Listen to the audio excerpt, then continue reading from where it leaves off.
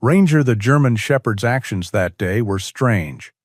Ignoring his veteran owner's commands, he dashed straight into the dense Montana forest, his barks both urgent and mysterious. The father and his little girl in the red dress were forced to follow, only to be frozen by an unbelievable sight. Hidden beneath decades of vines and moss was a forgotten giant war machine. They had no idea that the decision to uncover the secret inside that cold steel would plunge them into a deadly chase. Please support us by subscribing to the channel. Where are you listening to this story from? The silence in the small house on the outskirts of Bozeman, Montana, was a physical weight. It was heavier than the stack of final notice bills on the kitchen table, heavier even than the autumn clouds that pressed down on the Bridger Mountains. For Arthur, it was the sound of a life that had become too quiet after his wife Anna was gone, leaving behind only echoes and a mountain of medical debt. Arthur watched his daughter from the doorway of the living room. At 52, he was a man carved from hardship and resilience. He stood tall and lean, a wiry strength in his frame that spoke of his years in the army. His short brown hair was a distinguished silver at the temples, framing a face etched with the kind of lines that time and trouble bestow. Yet, for all its weariness, his face held a profound kindness, especially when his gaze fell upon his daughter. He wore his usual attire, a worn gray t-shirt under a faded blue and beige plaid shirt, the buttons undone, paired with denim jeans that had seen better decades and sturdy work boots. Lily, his daughter, was 5 years old and the single, unwavering light in his world. She sat on the threadbare rug, her small back straight, as she meticulously arranged a family of pine cones. She wore a simple red cotton dress, a splash of vibrant life against the faded backdrop of their world. It was her favorite, and she wore it so often it had begun to lose its brightness, much like everything else they owned. Lying beside her, a noble silhouette of gray and white fur, was Ranger. He was a German Shepherd of about 4 years, a rescue Arthur had brought home a year after Anna's passing. Ranger was more than a pet. He was a silent guardian, a furry anchor in their drifting lives.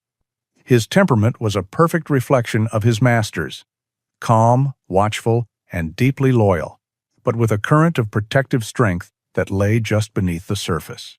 His intelligent amber eyes followed Lily's every move, his head resting on his paws, a low, contented sigh occasionally rumbling in his chest.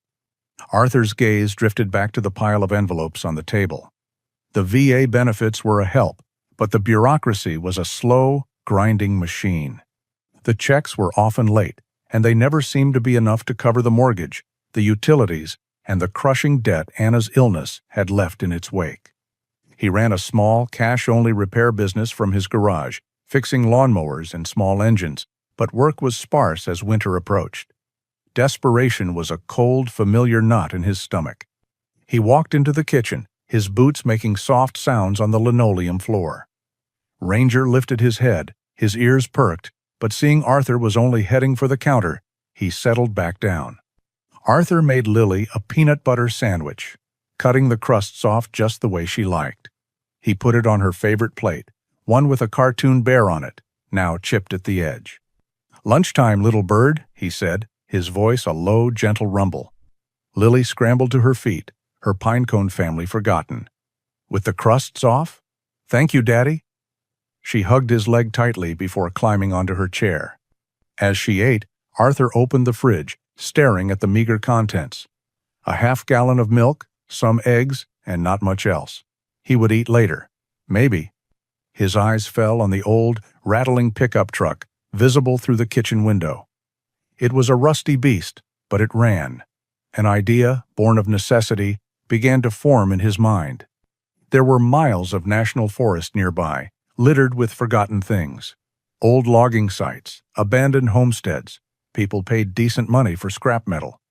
It wasn't much, but it could be enough for groceries. Enough to keep the lights on for another week. "All right, Ranger," Arthur said, patting the dog's broad head. "How about a trip to the woods? You and me and the little bird." Ranger's tail gave a heavy thump, thump, thump against the floor. An hour later, they were bouncing along a rutted dirt track deep in the Gallatin National Forest. Lily was strapped securely in her car seat, chattering happily about the tall trees, while Ranger sat in the truck bed, his nose to the wind, a picture of canine bliss. Arthur drove with a practiced focus, his knuckles white on the steering wheel. He hated that it had come to this, scavenging like a vulture to provide for his child. But his pride had been burned away by need long ago. All that mattered was Lily. He parked near what looked like an old, overgrown access road. The air was crisp with the scent of pine and damp earth. For a few hours they explored. Arthur found a few rusted sheets of corrugated metal and an old engine block, his meager haul barely covering the floor of the truck bed. Discouragement settled over him like a damp coat. It was Ranger who changed everything. He had been trotting ahead, scouting the path as he always did, when he suddenly stopped. His body went rigid, his ears locked forward. A low growl rumbled in his chest, not of aggression, but of intense, focused curiosity. "What is it, boy?" Arthur called out, grabbing Lily's hand. "See a deer?" Ranger ignored him.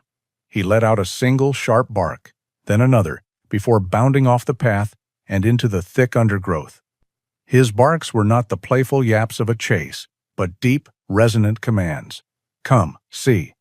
"Ranger, get back here," Arthur commanded, but the dog was relentless. Sighing, Arthur lifted Lily into his arms. "Hold on tight, sweetheart. Looks like our furry friend found something interesting." He pushed his way through tangled branches and thickets of huckleberry bushes, following the sound of the insistent barking. The forest grew darker here, the canopy of ancient pines blocking out the afternoon sunday. After 100 yards, he almost stumbled into Ranger, who was standing at the edge of a small, natural depression, his tail wagging stiffly, his eyes fixed on something below. "What in the world have you gotten into?" Arthur's voice trailed off as his eyes adjusted to the gloom. It wasn't a rock formation. It wasn't a fallen giant of the forest. It was iron, forged, shaped by man and forgotten by time.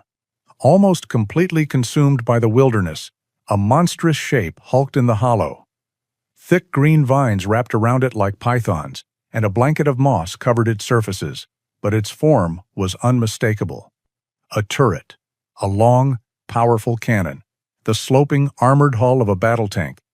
Arthur stood frozen, the weight of his 5-year-old daughter in his arms, suddenly feeling like nothing. An M48 Patton tank, a relic of a war fought long before he was born, sat half-buried in the Montana wilderness, a silent, steel leviathan sleeping under a blanket of green. Ranger looked up at him, let out a soft whine, and nudged his hand, as if to say, "Well, here it is." The forest held its breath. Arthur stood motionless, his mind a whirlwind of disbelief and a soldier's ingrained recognition. An M48 Patton. He knew the silhouette, the distinctive curve of its cast steel turret. These machines were ghosts, relics of a bygone era, belonging in museums or on military monuments, not moldering in the Montana wilderness. The soldier in him assessed the obstacle, while the father in him ensured his daughter's safety. He gently lowered Lily to the ground a safe distance away, spreading out an old blanket he kept in the truck. "Stay here with Ranger, little bird. Daddy's just going to take a look." Lily nodded, her eyes wide with wonder at the metal giant. Ranger, sensing Arthur's tense focus, did not follow him, but lay down dutifully beside Lily, placing his body between her and the strange discovery. His gaze, however, remained locked on Arthur. Arthur circled the tank, his boots crunching on fallen leaves. Rust streaked its olive-drab paint like dried blood. The tracks were half swallowed by the earth, and a small tree had managed to grow up through the space between the hull and a road wheel. He ran his hand over the cold, rough steel. This tank had been here for a very, very long time. His mechanic's eye took over, spotting the main crew hatch on the turret. It was flush, sealed by decades of rain and rust. Returning to his truck, he retrieved a heavy crowbar and a small sledgehammer. For the next hour, he worked. The rhythmic clang of steel on steel echoed unnervingly through the quiet woods. He wedged the crowbar into the thin seam of the hatch, hammering it deeper leveraging his entire body weight against it. Sweat beaded on his forehead, mixing with the grime. It was a stubborn, back-breaking fight against time and decay. Finally, with a deep, groaning screech of protesting metal, the hatch broke free. It was like the sound of a giant waking from a half-century slumber. He peered into the darkness within. The air that rose to meet him was thick with the ghosts of forgotten years, a musty scent of dampness, decaying leather, and cold steel. Using a flashlight from his truck, he lowered himself into the turret. The interior was a time capsule of neglect. The gunner's and commander's seats were cracked and covered in a fine layer of dust and debris. The controls were coated in a film of grime. He moved carefully, his light beam cutting through the gloom, but found nothing, just the decaying remnants of a war machine. Disappointment began to creep in. It was just an empty shell, another piece of scrap too large to move, a dead end. He was about to climb out when he heard a frantic scratching from above. He looked up to see Ranger at the edge of the open hatch, whining with that same strange insistence as before. The dog was too large to get down easily, but he paced back and forth, occasionally jabbing his nose into the opening and barking. "It's all right, boy. There's nothing in here," Arthur said, his voice flat. But Ranger would not be placated. He scrabbled at the hull, his claws making a sharp scraping sound. Then he went silent, and a moment later, a spray of dirt and leaves fell into the tank. Ranger had found another way. He had squeezed through the driver's hatch at the front of the hull. Arthur watched as the dog navigated the cramped interior and came to a stop beside him. But he didn't look at Arthur. His attention was fixed on a small, unassuming metal panel on the wall of the turret basket, near what would have been the loader's station. Ranger began to scratch at it. It wasn't a random act. His paws worked at the edges of the panel with a determined focus. It was the same intensity that had led them here. Trusting the dog's instinct, Arthur turned his flashlight on the panel. It looked like any other part of the tank's interior, bolted firmly in place. But as he ran his fingers along the edge where Ranger was scratching, he felt it, a slight give, a seam that wasn't a seam. He wedged the tip of the crowbar into the tiny gap and pried.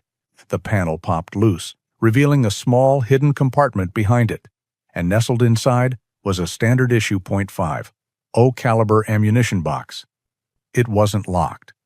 It was welded shut along every seam. Someone had gone to extraordinary lengths to ensure whatever was inside remained sealed. A shiver, cold and sharp, traced its way down Arthur's spine. This was no longer about scrap metal. He manhandled the heavy box out of the tank and carried it back to the truck, his heart pounding a slow, heavy rhythm against his ribs. Later that night, long after Lily was tucked into bed, Arthur stood in the cold concrete sanctuary of his garage. The single bare bulb hanging from the ceiling cast long, dancing shadows. He placed the ammo box on his workbench, next to a framed photo of Anna and a much younger Lily, smiling on a sunny day. He took a deep breath, plugged in his angle grinder, and set to work. The screech of the grinder cutting through the welds was deafening in the silence of the night. Sparks flew, illuminating his face, set in a mask of grim concentration. He wasn't just a mechanic opening a box.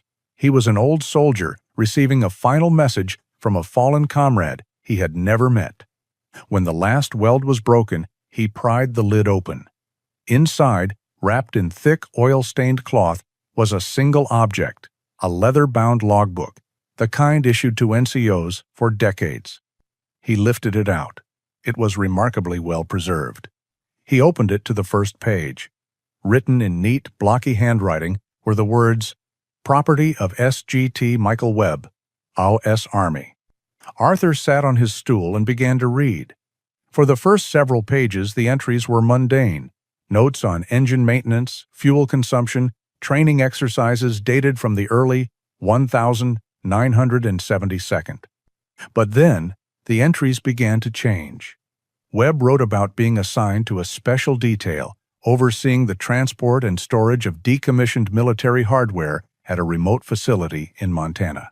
He wrote about a private contractor, a company called Meridian Defense, whose billing was exorbitant, whose paperwork was always just a little too perfect. The neat script began to fray at the edges, the pressure of the pen digging into the paper, mirroring the man's unraveling composure. "Something is wrong here," Webb wrote. "Invoices for parts that never arrive. Labor costs for work that is never done. Millions of dollars are disappearing." He wrote of his attempts to report his suspicions, how he was told to mind his own business by his commanding officer. He wrote of being followed, of his quarters being searched. The final entry was short, the handwriting nearly a scrawl. "They know. They're going to silence me. I hid the tank. The real ledgers are with it. The proof. If you are reading this, do not trust the official channels. They are compromised." Arthur's breath caught in his throat. He turned to the very last page. There, drawn with a desperate, shaky hand, was a map of a different part of the forest, and below it, a single, clear set of coordinates. Underneath the numbers, 5 words were underlined twice. "The proof is buried here." He closed the journal, its weight feeling immense in his hands. He looked from the coordinates to the smiling faces in the photograph. This dead soldier's secret was now his. And he knew, with a certainty that chilled him to the bone, that the silence he had been living in was about to be broken by a storm. The next morning, Sergeant Webb's journal felt like a live grenade on Arthur's kitchen table. He had spent the night reading and rereading the entries, the dead soldier's words seeping into the quiet corners of his own weary mind.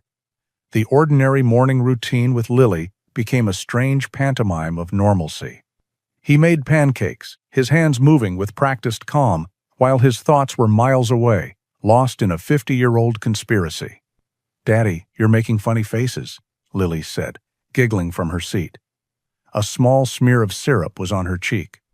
Arthur forced a smile, his heart aching. He was now living a double life. He was a father making breakfast, and he was the sole keeper of a dangerous secret. Just thinking, little bird. Thinking about a new project. After dropping Lily off at her small local preschool, Arthur drove into town, not to his garage, but to the county public library. It was a quiet, brick building that smelled of old paper and floor wax. The head librarian, a kind, gray-haired woman named Mrs. Gable, looked up from her desk, her face lit with recognition, then softened with a familiar sympathy. "Arthur, it's been too long," she said gently. "I haven't seen you in here since Anna used to bring Lily for story time." The mention of his wife's name was a dull, familiar ache. "Hello, Mrs. Gable. I'm doing some research on something from the 70s. She led him to the back of the library, to the archives, and the hulking microfilm readers. She showed him how to load the spools of old newspapers, her kindness a stark contrast to the dark subject of his search. For 2 hours, Arthur scrolled through faded black and white pages of local history. He read about county fairs, high school football victories, and town council meetings. Then he found it. An article from November of 1973. The headline was small, buried in the back pages. Local soldier reported AWOL. He read the short article, his anger growing with every word. It stated that Sergeant Michael Webb, stationed at the nearby depot, had been declared a deserter after failing to report for duty. It briefly mentioned an internal review at Meridian Defense for minor accounting errors, but concluded there was no evidence of foul play. A few paragraphs that neatly erased a man's life and buried a soldier's honor under the label of deserter. It was the exact clinical cover-up Webb had predicted in his journal. His next stop was one of the library's public computers. He typed Meridian Defense into the search bar. The company had been bought out in 1975, just 2 years after Webb's disappearance, absorbed into a much larger aerospace conglomerate. He cross-referenced the name of the commanding officer Webb had mentioned, but the man had died of a heart attack in the 1982nd, a dead end. Then he typed in the one other name Webb had circled in his journal with a question mark, Helena Cross. The results flooded the screen.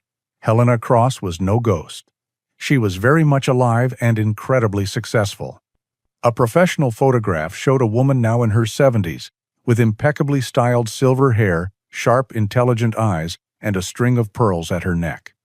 Her online photograph was one of polished, predatory power. She was the founding partner of a high-profile lobbying firm in Washington, D.C., specializing in government and defense contracts. Her biography mentioned her early career, including a stint as a junior executive at Meridian Defense, praising her role in guiding the company through a period of transition. There was no mention of a scandal, no mention of a dead soldier. This was the woman from Webb's nightmares, a woman who had built an empire on the foundations of a forgotten crime. Arthur left the library feeling a chill that had nothing to do with the autumn air.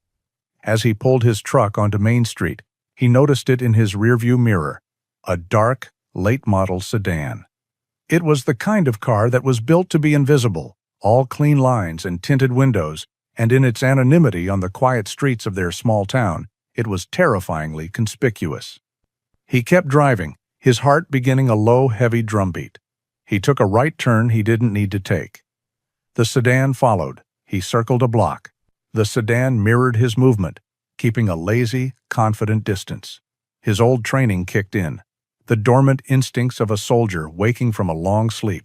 He was being followed. The knowledge landed not with a shock, but with a cold, grim certainty.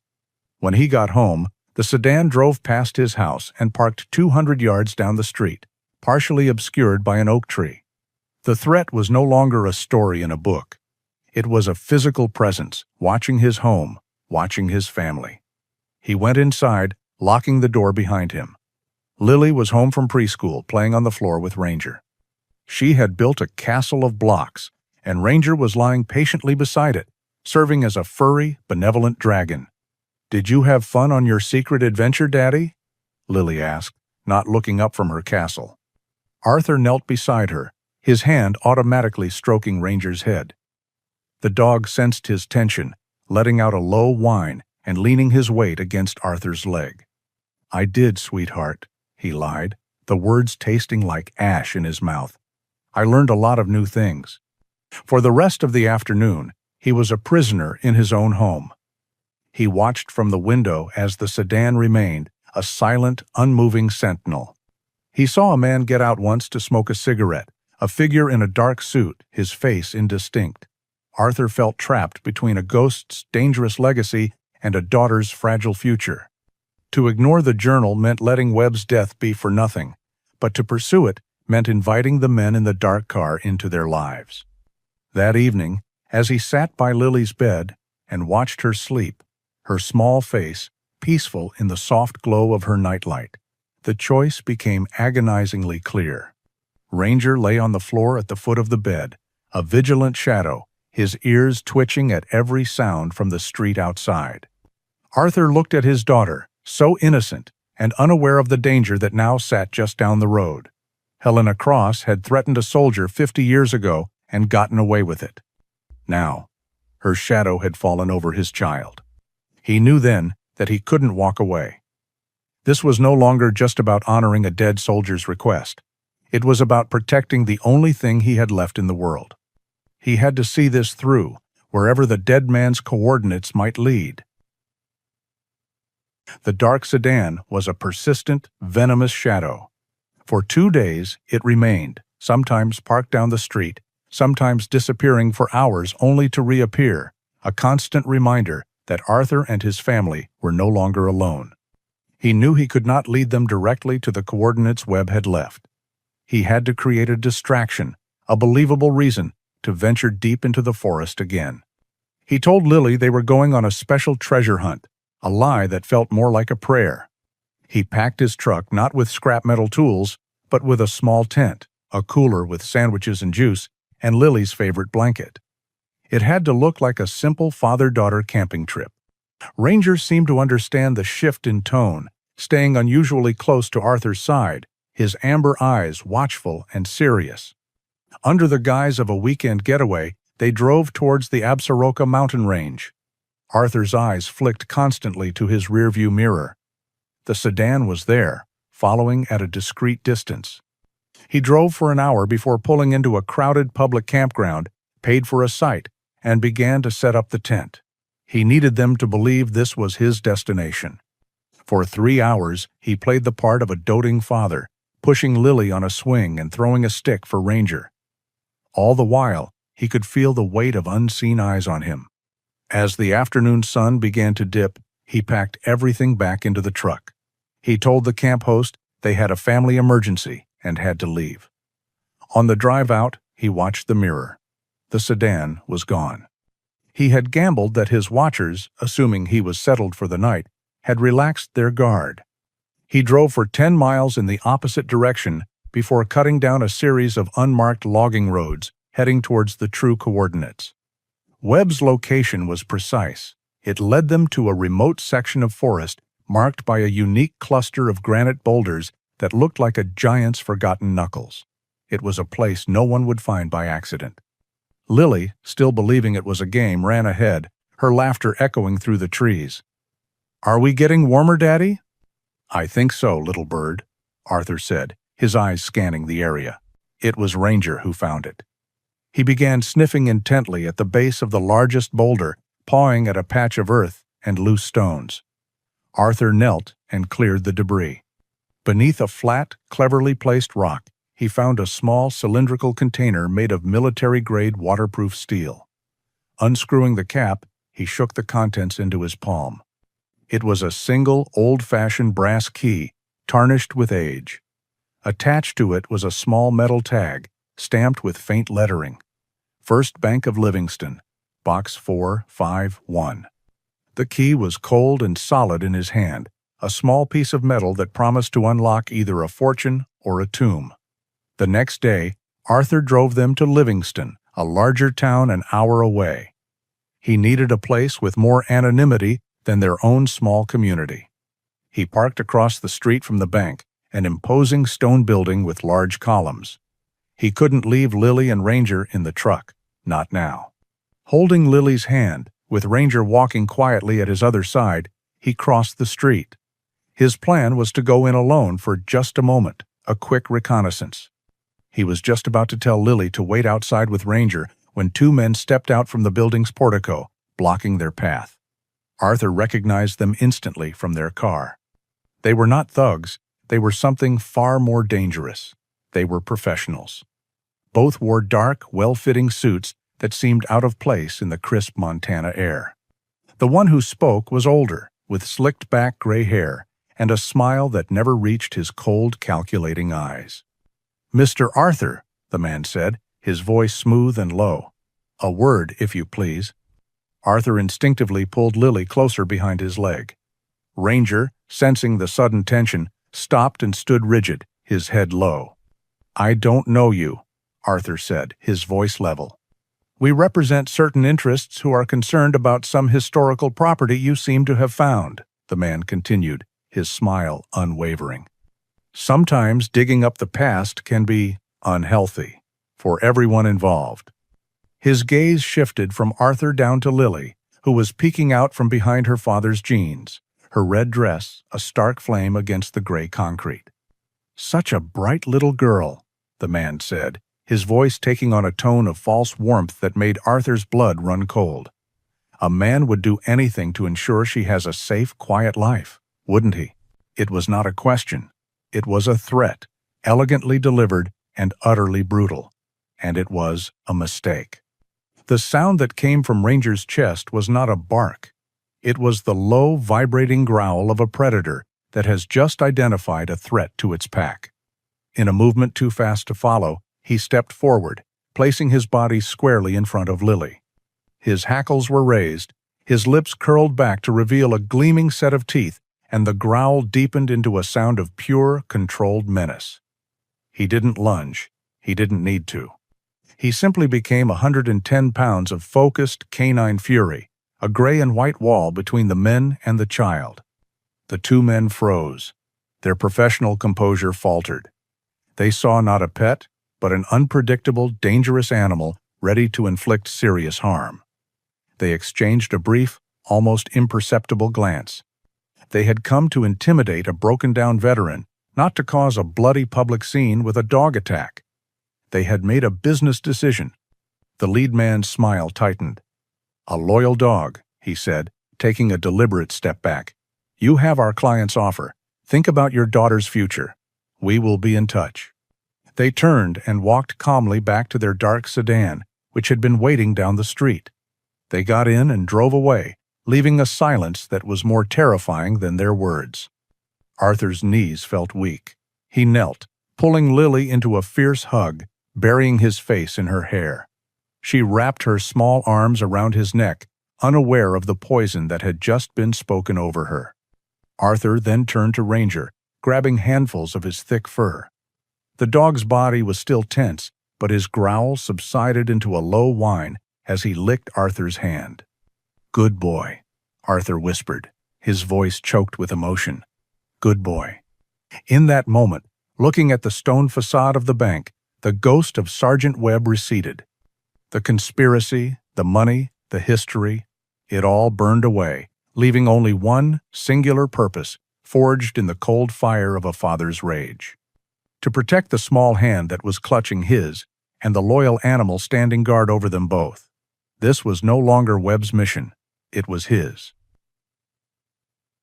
Arthur left Lily and Ranger hidden in the truck, concealed in the back of a busy parking garage. He walked the 2 blocks to the bank, the cold brass key a heavy weight in his pocket. The confrontation had changed the equation. This was no longer a mission of discovery. It was a race. The process inside the bank was a blur of quiet efficiency. He was led to a small private viewing room and presented with Box 451. He lifted the heavy metal lid, his heart hammering against his ribs. It did not contain money or weapons. It contained something far more valuable and far more dangerous: a map. It was a detailed schematic of a decommissioned Nike missile silo, deep in the Custer National Forest. Tucked within the map's folds was a final, handwritten letter from Sergeant Webb. "Arthur," the letter began, and the use of his name made the hair on his arm stand up. "No, that is not your name. But I know you. I know you are a father. I know you are a soldier. I know you are a good man who has fallen on hard times. If you are reading this, they have threatened your family. That is their way. They turn a search for truth into a fight for survival. Do not let them win. The silo is the archive. Everything is there. The original ledgers, the recordings, the proof that will burn their world to the ground. Go now. They will not let you leave this town alive. Trust your dog. He found you for a reason." The letter confirmed his deepest fears and lit a fire in his soul. Webb hadn't just left a trail. He had left a message of faith for the exact man who would find it. Arthur walked out of the bank and back to the garage, every nerve alight. The moment he pulled his truck onto the street, he saw it. The dark sedan fell in line behind him. And from a side street, a second vehicle, a black SUV, emerged to trail them as well. The hunt was on. The chase was not a thing of screeching tires, but a silent, deadly chess game played out on the winding roads of Montana. Arthur pushed his old truck to its limits, his military training taking over. He made feints, used blind corners, and took back roads he knew from his scavenging trips. But they were relentless, boxing him in, their movements coordinated and professional. His only hope was to reach the silo. It was a desperate 90-mile drive toward the coordinates on Webb's map, a race against the closing net. He finally turned onto a barely there gravel track, the entrance to the silo's access road. The truck groaned in protest as he pushed it up the steep, washed-out path. He broke through the trees into a clearing and saw it. The missile silo was a concrete tomb, a flat octagonal lid of reinforced concrete half buried in the mountainside, its edges softened by grass and time. A smaller, separate structure nearby housed the main personnel entrance, its thick blast door hanging slightly ajar, just as Webb's letter had promised. He skidded to a halt, grabbing a sleeping Lily from her seat. "Ranger, with me," he yelled. They scrambled from the truck and ran for the door, plunging into the cool, damp darkness of the bunker, just as the sedan and SUV appeared at the edge of the clearing. The heavy steel door groaned as Arthur heaved it shut, the locking mechanism long since rusted away. They were inside. They were trapped. The interior was vast and terrifying. A massive metal catwalk circled a cavernous abyss where a missile once slept. The air was cold and dead. Arthur followed the signs on the walls, moving deeper into the complex, towards the underground command center. He found it at the end of a long concrete corridor, a room filled with banks of decaying electronic equipment. This was Webb's archive. And this is where the confrontation truly began. He could hear the men outside, their voices faint but clear. They were organized, spreading out to surround the bunker. Arthur found a defensible position in the command center, putting Lily behind a heavy steel console. He had his hunting knife and a tire iron from the truck. It wasn't much against what they likely carried. He was trying to make sense of the equipment in the room when Ranger, who had been standing at the corridor entrance, let out that familiar, low growl. It was his early warning system. Arthur peered down the dark hallway and saw nothing, but he trusted the dog implicitly. He moved silently to the entrance, listening. He heard it then, a faint scraping sound coming from a ventilation grate high up on the wall, far down the corridor. They had found another way in. "Good boy, Ranger," he whispered. He quickly and quietly dragged a heavy, fallen equipment rack under the grate. It wouldn't stop them, but they couldn't get in without making a tremendous noise. One entry point for now was denied. He returned to the command center, but a new sound started moments later. A heavy, rhythmic booming from the direction of the main entrance. They were trying to force the blast door. He knew it wouldn't hold forever. They needed to move, to hide, to find a better place to make a stand. But where? The bunker was a maze of identical dark corridors. He felt a wet nose push insistently against his hand. Ranger was whining again, pulling at his pant leg, trying to lead him away from the command center and toward a different, much smaller corridor. It looked like a dead end, blocked by a pile of collapsed shelving and debris. "Not that way, boy, it's blocked," Arthur said, his eyes still fixed on the main corridor. Ranger let out a short, sharp bark and pulled harder, his message clear. Arthur hesitated for only a second. Trusting the dog more than his own eyes in the suffocating blackness, he scooped Lily into his arms and followed. Ranger led him right to the pile of debris. The dog squeezed his body past the edge of the fallen shelves and disappeared. Arthur pushed the metal aside and saw it. Hidden behind the debris was a small, low opening he never would have seen. It was a narrow maintenance tunnel, not on any main schematic. He crawled inside, pulling Lily in after him. Ranger was waiting for them, his tail giving a slight, reassuring wag in the darkness. Arthur paused at the tunnel's entrance, listening. The booming at the main door grew louder, followed by the triumphant screech of tortured metal. They were in. He turned and followed Ranger deeper into the suffocating, narrow blackness of the secret passage, the sounds of his hunters echoing behind them. He did not know where the tunnel led. He only knew they were alive and moving, guided by the unwavering loyalty of the dog who had become their guardian angel. They were fugitives in a dead man's fortress, and the final battle was just beginning. The maintenance tunnel was a tight, suffocating space of cold concrete and darkness. Ranger led them with an unerring confidence, his paws making soft padding sounds ahead. The sounds of their pursuers faded behind them, replaced by the thumping of Arthur's own heart and Lily's quiet breathing against his shoulder. The tunnel ended not at an exit, but at a heavy steel door, unlocked. Beyond it lay a small, climate-controlled room, a hidden sanctuary. This was Sergeant Webb's true archive. Banks of radio equipment stood silent against one wall. On a simple steel desk sat a typewriter, and beside it, stacks of sealed boxes. This was not just a hiding place, it was a tomb, a time capsule, and a testament. Arthur gently set Lily down on a cot in the corner, and she, exhausted by the ordeal, immediately drifted towards sleep. He opened the first box. It was filled with files, photographs, and audio reels, but it was a smaller, personal box that held the final, staggering truth. Inside was a neatly folded dress uniform, not for an army sergeant, but for a ranking officer. And beneath it, his official credentials, He was not Sergeant Michael Webb. He was Major Michael Webb, Defense Intelligence Agency, DIA. The truth landed with the force of a physical blow. Webb had been deep undercover, investigating a rot that went to the very core of the nation's defense apparatus. A final letter was addressed simply, "To the soldier who finds this." "If you are reading this," it said, "then you have passed the final test. I am Major Webb, DI. The conspiracy is larger than you can imagine. Meridian was just the beginning. It involves senators, generals, and corporate leaders. They are a shadow government, funded by stolen tax dollars. I have recorded everything. The evidence is in these boxes. But there is one final piece, a data core with encrypted copies of my most sensitive recordings.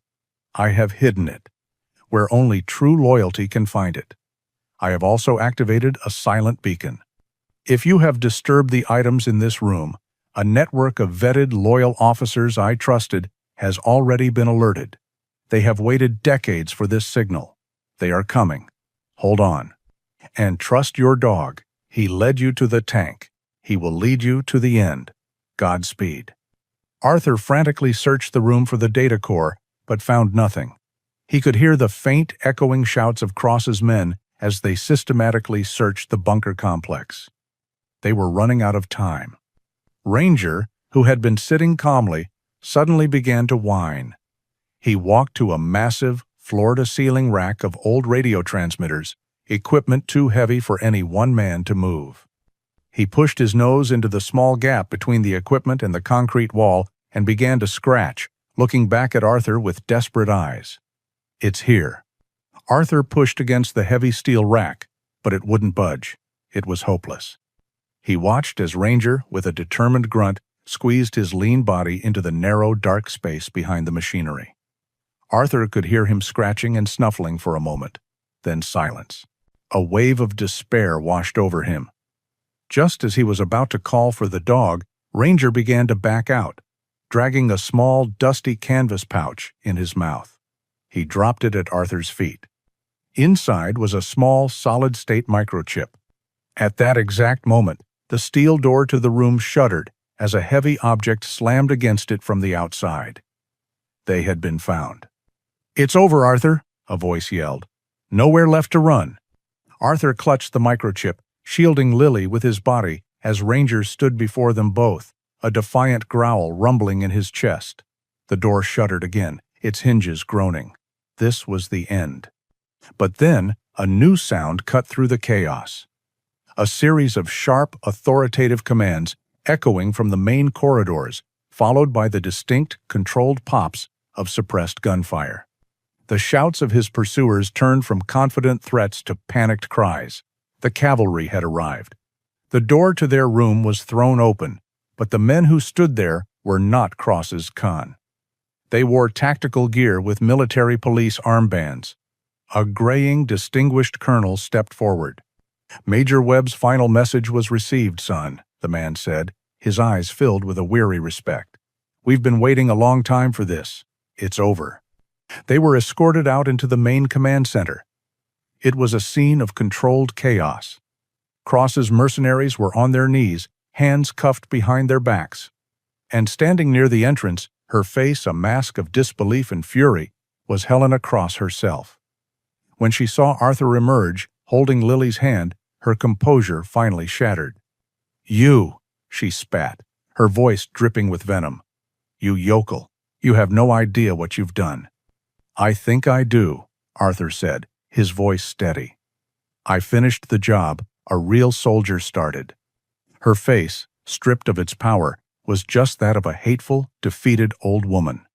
As she was led away in handcuffs, her threats about the powerful people she protected sounded like nothing more than the desperate rantings of a fallen queen. 6 months later, peace did not arrive like a thunderclap, but like a slow Montana sunrise. The federal government, in gratitude for his role in dismantling a conspiracy that had threatened national security, had designated the contents of Webb's journals as a reward. It wasn't the full $74 million, but it was enough. The mountain of debt was gone. The small house was repaired, its roof no longer leaking, its walls freshly painted a cheerful yellow that Anna would have loved. Arthur stood in his new, fully equipped garage, watching Lily play in the yard. She wore a bright new dress, but she still kept the old red one, a reminder of their treasure hunt. She was laughing as she threw a ball for Ranger, who bounded across the green grass, a picture of health and happiness. The silent burden in Arthur's soul had lifted. He smiled, a genuine, easy smile that had been absent for years. Last month, they had attended a ceremony in Washington, D.C. Major Michael Webb was posthumously awarded the Defense Distinguished Service Medal. His name was cleared, his honor restored. Arthur had stood at the back of the crowd, a silent witness, feeling the weight of a promise fulfilled. He walked to his workbench and picked up Webb's old leather journal. He had gone into the forest seeking a few dollars in scrap metal and had emerged with a dead man's honor, his daughter's future, and his own reclaimed soul. And it had all started with the persistent bark of a very good dog. Outside, the Montana wind whispered through the pines, no longer sounding like a lonely sigh, but like a song of peace. Arthur's story reminds us that sometimes the greatest treasures are not found in the ground, but in the fierce love of a family and the unwavering loyalty of a friend who walks on four paws. It shows that even in the most difficult of times, courage and a good dog can lead us back into the light. If their journey for justice touched your heart, we would be so grateful if you would share it with someone who needs a little hope. We truly love hearing about the loyal companions who have changed your lives, so please tell us your story in the comments below. To make sure you never miss a tale, we invite you to subscribe to our community. A new story about another incredible animal hero is waiting for you right on the screen. Thank you for listening.